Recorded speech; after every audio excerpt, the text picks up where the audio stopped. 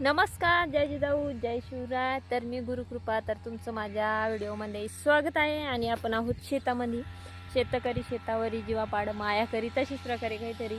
तर आता कपाशीला फवारणी चालू आहे. मी देऊन राहिले पाणी आणि दाजीचं चाललंय तिकडे फवारणं. तर फवारणं चालू आहे आणि कडक ऊन पण तपलंय आज. तसं रोज आभाळ वगैरे असतं, पण आज थोडं गरम वातावरण आहे. आणि असं वाटतंय की किती दिवसाचा पाऊस नाही आहे, पण काल परवा पाऊस होता आमच्याकडं. आणि थोडं मावा पडल्यासारखं झालं सडकीवर. तर कपाशी म्हणतात आता तुमच्याकडं कोणाला जे कळल ते. तर आता आपली चालली आहे फवारणी, दाजीची चालली आहे फवारणी करणं.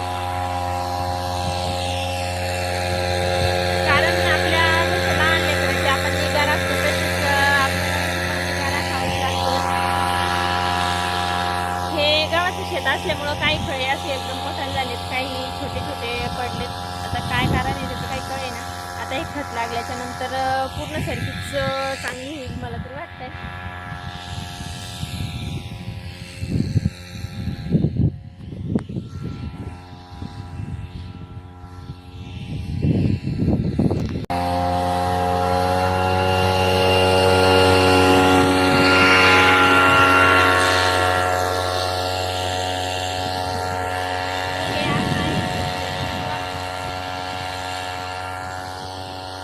कारण खुरपून झालेली आहे, तिच्यात खत टाकून त्याच्यानंतर व सकाळी पण झाली आणि मध्ये मस्तपैकी पाऊस पण पडलाय.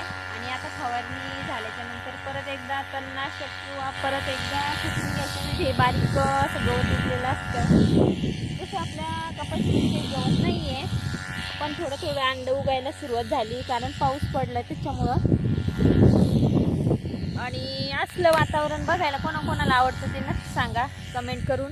पहिलंच काही जण म्हणतात की चॅनल बंद कर, त्याच्यामुळं आता बघू वेळेवर काय करायचं आहे. आणि तुम्ही कमेंट करून नक्की सांगा. तुमचा सपोर्ट मिळाल्यावर आपण बघूयात काय करायचं काय नाही. माझा तर प्रयत्न आहे की आपण कामात राम करतोय, निवड नुसतं काम सोडून काही व्हिडिओ वगैरे काढत नाही.